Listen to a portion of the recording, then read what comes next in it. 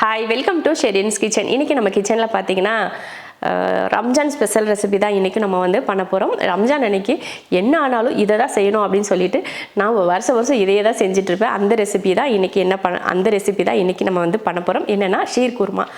நம்ம நிறைய நட்ஸ், நம்ம வீட்டில் இருக்க ட்ரை ஃப்ரூட்ஸு நட்ஸு எல்லாத்தையும் சேர்த்து போட்டு அதில் பண்ணுற அந்த பாயாசம். சொல்லப்போனால் இதுவும் பாயாசம் தான், ஆனால் நிறைய நட்ஸு ட்ரை ஃப்ரூட்ஸ் எல்லாம் போட்டு செய்கிறதுனால இது வந்து டேஸ்ட் வந்து பயங்கரமாக இருக்கும்.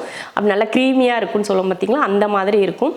அதே போல் பால் ஊற்றி காய வைக்கிறப்போ தண்ணியே சேர்க்காம வெறும் பாலை நல்லா திக்காக காய்ச்சி அதில் இதெல்லாம் சேர்த்து எல்லாம் சாப்பிட்றப்போ டேஸ்ட் வேறு லெவலில் இருக்கும். இப்போ முதல்ல பால் வந்து காய வைக்கணும். உடனேலாம் நம்ம பாலை போட்டு கொதித்த உடனேலாம் எல்லாத்தையும் ரெடி பண்ணிட முடியாது. அந்த பால், நம்ம ஊற்றுற பால் வந்து நல்லா வற்றி, நம்ம ஒரு லிட்டர் பால் ஊற்றுறோம்னா அது ஒரு 1/2 லிட்டர் பால் மாதிரி வரணும். அந்த மாதிரி வர மாதிரி நல்லா காய்ச்சினதுக்கப்புறம் தான் மற்றதெல்லாம் செய்யணும். அதுக்கு தான் நான் வந்து 2 லிட்டர் பால் எடுத்து வச்சுருக்கேன். 2 லிட்டர் ஊற்றிட்டு முதல்ல என்ன ஸ்டவ் ஆன் பண்ணல, ஆனால் பாலை மட்டும் ஊற்றிட்டு அதுக்கப்புறமா ஆன் பண்ணிக்கலாம். இந்த லைட்டரை வச்சு பற்ற வைக்கிறதுக்குள்ளே படுறாப்புல இருக்குதுப்பா. அடுப்பு வந்து சர்வீஸ்க்கு வந்து புக் பண்ணியிருந்தேன் ஃபேபரில். வந்து எல்லாத்தையும் ஓப்பன் பண்ணி பார்த்தாங்க. அப்புறமா பார்த்துட்டு என்ன சொன்னாங்கன்னா, இதே ப்ராப்ளம் தான் நம்ம வீட்டில். இந்த அடுப்பு என்ன தான் ஆன் பண்ணாலும் அந்த கட் ஆஃப் ஆயிரும் பார்த்துக்கோங்க. அந்த சிலிண்டரு கேஸு அதை கொஞ்சம் நேரம் அப்படியே பிடிச்சிக்கிட்டே நிற்கணும், அப்போ தான் அது எரியும். அவங்க வந்து சொன்னது என்னென்னா, இதுக்கு அடியில் தான் இந்த அடுப்பு இருக்கா, இதுக்கு கீழே ஒரு பாக்ஸ் மாதிரி ஒன்று இருக்குது. அதுதான் நம்ம கரண்ட்டை வந்து அடுப்புக்கு தனித்தனியாக எடுத்து அந்த அடுப்பு எரியறதுக்கு வந்து பிரித்து கொடுக்குற அந்த பாக்ஸ் வந்து போயிருச்சான். அந்த பாக்ஸில் இருக்கலாம் எடுத்து பார்த்தாங்க, நல்லா கரண்ட் எதுவும் வரல, அதில் தான் ஏதோ போயிருச்சுன்னு சொன்னாங்க. அதை மாற்றணும். அதை மாற்றினா தான் இதில் என்னெல்லாம் போயிருக்கு அப்படிங்கிறது தெரியும் அப்படின்னாங்க.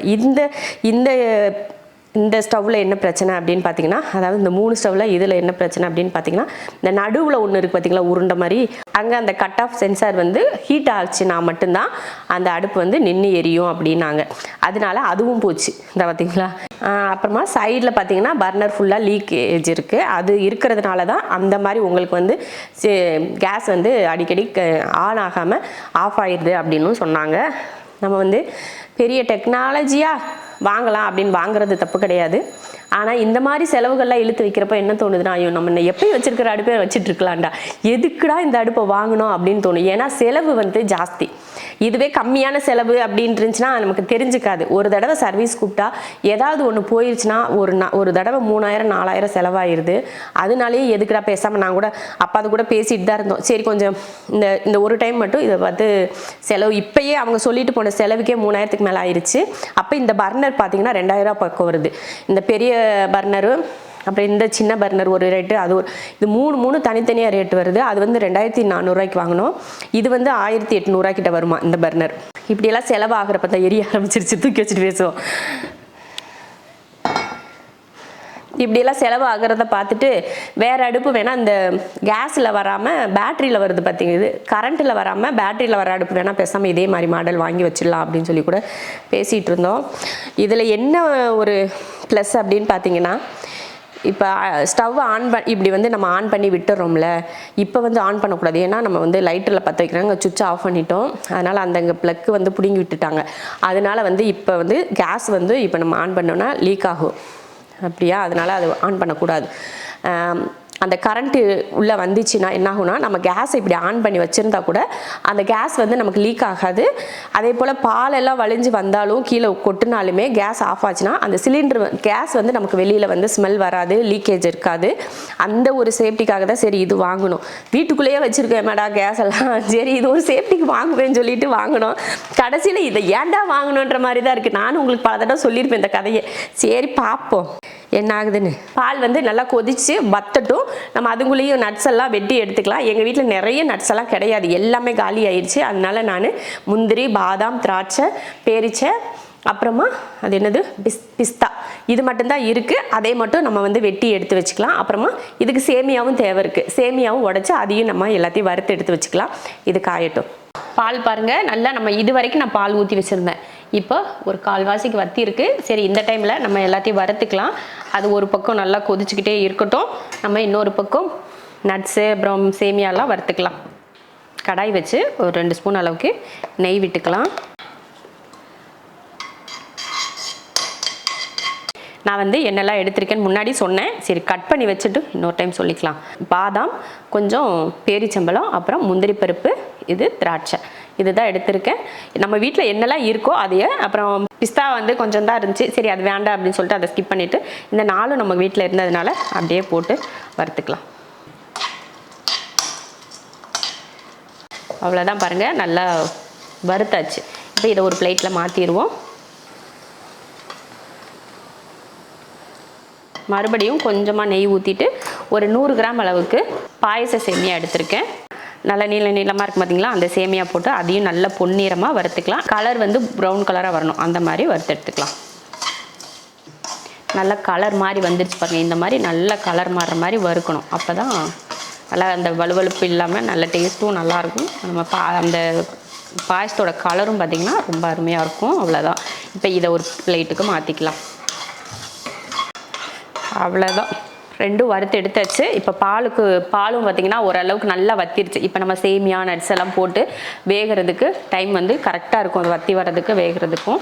அவ்வளோதான். பால் பார்த்திங்கன்னா முன்னே இருந்ததை விட முன்னே இங்கே இருந்துச்சு பாருங்கள், இப்போ அதை விட கீழே வத்திருச்சு. இந்த அளவுக்கு நமக்கு கரெக்டாக இருக்கும். இப்போ நம்ம வந்து சேமியா போட்டு வேக வச்சிடலாம். கூடவே நட்ஸையும் சேர்த்துருவோம். நல்லா வேகட்டும். 2 சேர்ந்து அருமையாக வெந்து அந்த கலர் பார்த்திங்கன்னா நல்லா ஒரு மாதிரி அந்த கேரமெல்லாம் ஊற்றின மாதிரி ஒரு கலர் வரும் பாருங்கள், அந்த மாதிரி வரட்டும். அதுக்கப்புறமா ஏலக்காய் சர்க்கரையெல்லாம் அப்புறம் சேர்த்துக்கலாம். ஏன்னா நம்ம அந்த பேரிச்சம்பழம் போட்டிருக்கோம் பார்த்திங்களா, அதனால நல்லா கலர் வந்து மாறும். இப்போயுமே பாருங்கள் அந்த கலர் வந்து இப்படி இருக்குது பாருங்கள், கலர் லைட்டாக மாறி இருக்குது பார்த்திங்களா, இன்னும் மாறும் பாருங்கள். நல்லா வெந்துருச்சு, சேமியாவும் நல்லா சாஃப்டாக வெந்துருச்சு. கலரும் பார்த்திங்கன்னா அப்படியே அந்த ஒரு மாதிரி லைட்டாக ஒரு எல்லோ கலர் கலந்து வந்திருக்கு பாருங்கள், அவ்வளோ திக்காக இருக்குது. இந்த டைமில் ஏலக்காய் சேர்த்துடலாம். ஒரு 5 ஏலக்காயை இந்த மாதிரி சர்க்கரை கூட சேர்த்து பொடிச்சு வச்சுருக்கேன், அதில் சேர்த்துக்கலாம். சேர்த்துட்டு அப்படியே அதையும் கலந்துட்டு இப்போ சர்க்கரை சேர்த்துருவோம். 200 கிராம் அளவுக்கு சர்க்கரை சேர்த்துக்கலாம்.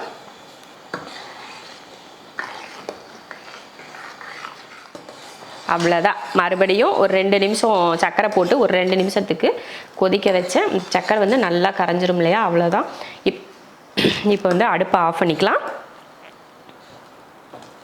அருமையான ஒரு சீர்குருமா ரெடி ஆயிடுச்சு. Ramzan special recipe. நம்ம வீட்டில் இதுதான் செய்வேன். அந்த டைமில் வந்து நான் வந்து வீடியோ எடுக்க முடியாது இல்லையா, காலையில் டைமில் அவசரத்தில் வீடியோலாம் எடுக்க முடியாது, அதனால சரி முதல்லையும் செய்வோம் அப்படின்னு சொல்லிட்டு செஞ்சுருக்கேன். நட்ஸு இதெல்லாம் எடுத்து அப்படியே ஒவ்வொரு ஸ்பூனுக்கும் நட்ஸு அந்த பேரிச்சம்பழம்லாம் அப்படியே வர்றப்போ அப்படியே அதையும் கடிச்சிட்டு சேமியா கடிச்சிட்டு இந்த பாலோடு எடுத்து சாப்பிட்றப்போ என்ன டேஸ்ட் இருக்கும் தெரியுமா. நீங்கள் இதில் வந்து மில்க் மெய்டோ இல்லை வேறு எசன்ஸோ இந்த மாதிரியெல்லாம் சேர்க்கணுன்னு இல்லை, நீங்கள் பாலை மட்டும் அப்படியே பாதியாக காய்ச்சி இந்த மாதிரியெல்லாம் சேமியா நட்ஸு ட்ரை ஃப்ரூட்ஸ் எல்லாம் சேர்த்திங்கன்னா அவ்வளோ சூப்பராக இருக்கும். நீங்கள் தாராளமாக உங்கள் வீட்டுக்கு வர கெஸ்ட்டுக்காக இருந்தாலும் சரி, இல்லை எப்பயுமே நார்மலாக ஏதாவது பிறந்த நாள் கல்யாண நாள் இந்த மாதிரிலாம் பாயசம் காய்ச்சினீங்கனாலும் சரி, அந்த டைமில் இந்த மெத்தடில் நீங்கள் ட்ரை பண்ணுங்கள். வேறு லெவல் டேஸ்ட்டில் இருக்கும். உங்களுக்கு ஒரே பாராட்டு மழையாக தான் இருக்கும்.